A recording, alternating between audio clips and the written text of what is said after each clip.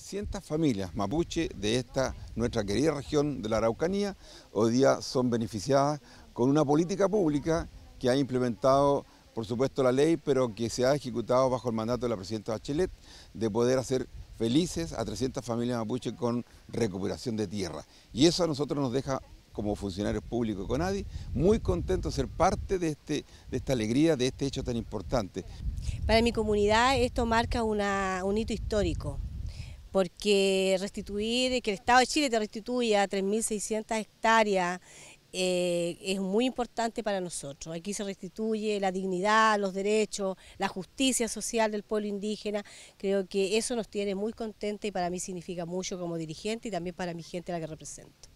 Con esta restitución queda en evidencia, queda de manifiesto que cuando los pueblos son protagonistas de su historia, de su vida, de su destino, sus derechos se pueden concretar.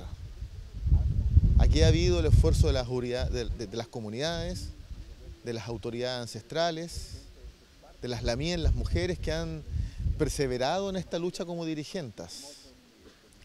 Este predio es un predio que tiene que ser ejemplar.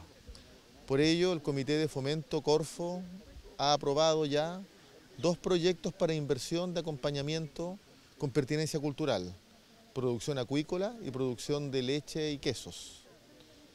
Creemos que aquí se está construyendo la dignidad de los pueblos indígenas.